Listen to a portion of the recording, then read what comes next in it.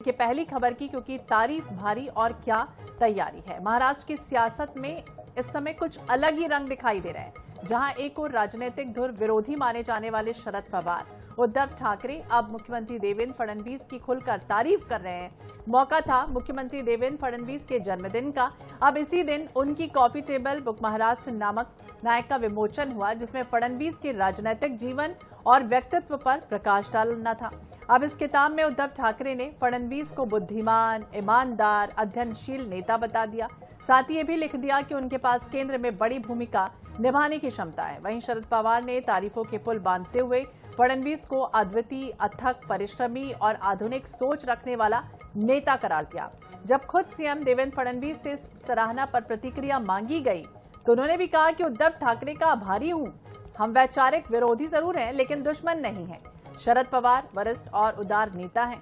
उनका कहना मेरे लिए अनमोल है। हालांकि राजनीतिक जानकार ये मानते हैं कि ये तारीफें यूं ही नहीं आई हैं। हाल ही में विधानसभा में फडणवीस ने उद्धव की वापसी की बात भी कही थी, आपको याद होगा। इसके बाद से दोनों के बीच बातचीत हुई और यही कारण है कि महाराष्ट्र की राजनीति पर अब सबकी निगाहें टिक गई हैं। सवाल ये भी है कि क्या ये तारीफों की राजनीति किसी बड़े बदलाव का संकेत है, या फिर विपक्ष और सत्ता पक्ष के बीच एक नया समीकरण उभरने वाला है।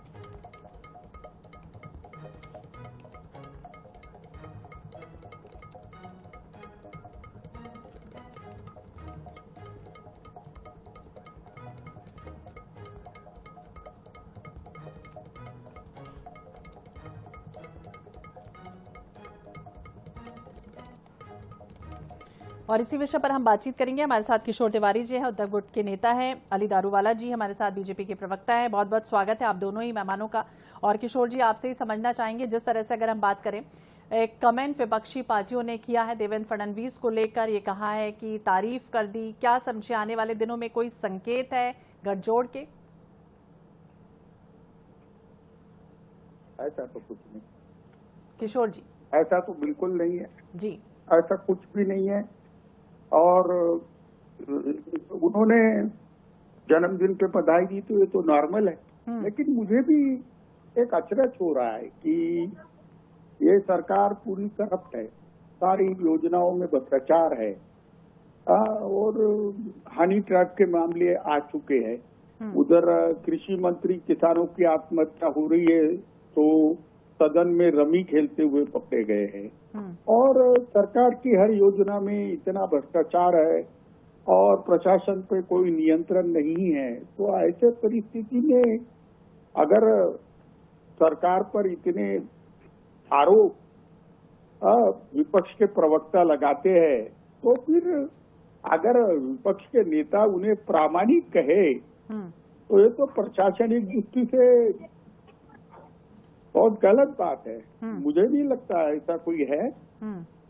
और अगर जैसे आप कहते हैं गुजराती आक्रांता यहाँ आ रहे हैं, अंबानी अडानी सारा सब ले जा रहे हैं, और फिर विपक्ष के नेता जाकर अडानी के, अंबानी के बच्चे की शादी में नाचते हैं, तो ये मैसेज गलत जाता है। वैसे ही महाराष्ट्र में विपक्ष के कार्यकर्ता सारे रास्ते पे उतरकर सरकार के खिलाफ सत्याग्रह कर रहे हैं, सरकार के खिलाफ एजिटेशन कर रहे हैं। और उनका ही नेता अगर कहे कि महाराष्ट्र के मुख्यमंत्री ये चुस्त दुरुस्त है, तो फिर ये सरकार चुस्त दुरुस्त है ये मुझे मालूम नहीं, या ईडी का प्रभाव है, ईडी सीबीआई का प्रभाव है कि इनको मजबूर किया जा रहा है। तो ये सब चीजें पे बात होनी चाहिए। लेकिन अगर आप मुझे पूछे तो जिस प्रकार से ग्रामीण व्यवस्था में शिक्षा, स्वास्थ्य, बेरोजगारी,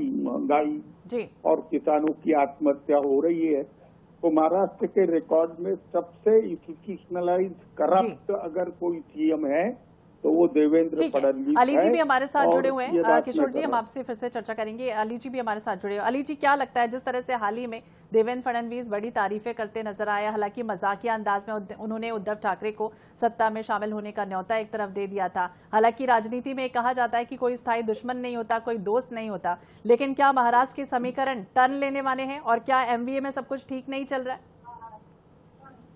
बिल्कुल, प्रणाम आपको, हमारे पैनलिस्ट जी को भी। जी। मैं आपसे एक बात यहाँ पे स्पष्ट करना चाहता हूँ, आपके ये प्रेस्टीजियस चैनल के माध्यम से जो लाखों लाखों लोग ये प्रोग्राम देख रहे हैं, इनको मैं ये कहना चाहता हूँ कि जो आज हमारी जो एनडीए की सरकार महाराष्ट्र में देवेंद्र फडणवीस, एकनाथ शिंदे और अजीत पवार जी के नेतृत्व में चली है, इसका जो मूल है, इसका जो फाउंडेशन है, आज से 33 साल पहले वंदनीय बाला साहेब ठाकरे जी के आशीर्वाद से हमें मिला था।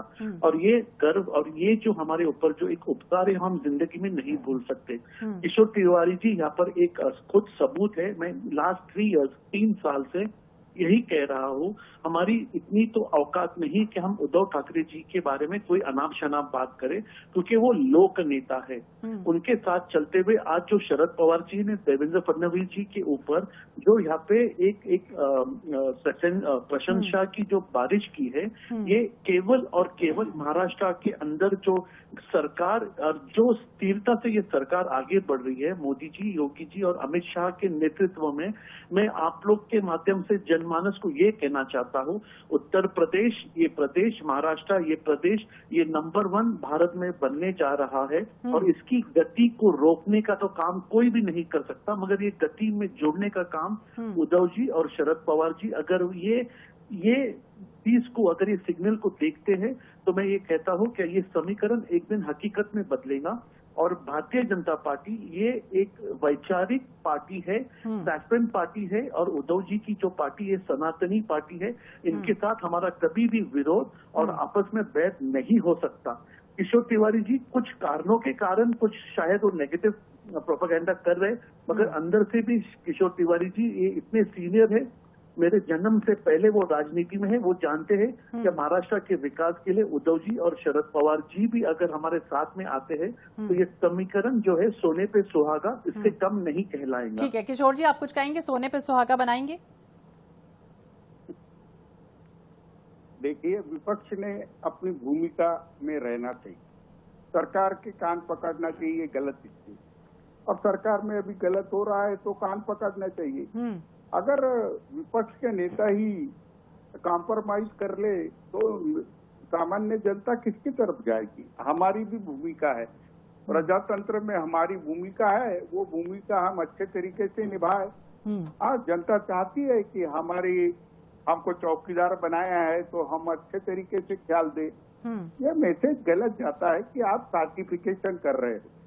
आप अगर प्रमाण पत्र दे रहे हो इस सरकार को, तो आपके प्रवक्ता लोग जब उन्हें भ्रष्ट सरकार की गलतियां गिनाते हैं, तो ऐसा लगता है कि प्रवक्ता लोग झूठ बोल रहे हैं, विरोध के लिए विरोध कर रहे हैं।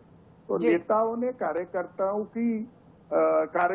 की भी कदर करना चाहिए। हाँ, वो हो सकता है जनाधार चला गया हो तो बिल्कुल देखना होगा क्या होता है। किशोर जी, आने वाले समय में अली जी, बहुत बहुत शुक्रिया आपका भी बातचीत करने के लिए। किशोर जी, आपका भी बहुत बहुत शुक्रिया। महाराष्ट्र की राजनीति में कोई बड़ा बदलाव होना है, कोई संकेत है, या फिर विपक्ष और सत्ता पक्ष के बीच एक नया समीकरण उभरने वाला है? फिलहाल देखना होगा किस तरह की स्थितियां बनती है, लेकिन महाराष्ट्र में सियासी सरगर्मियां लगातार बढ़ी हुई है।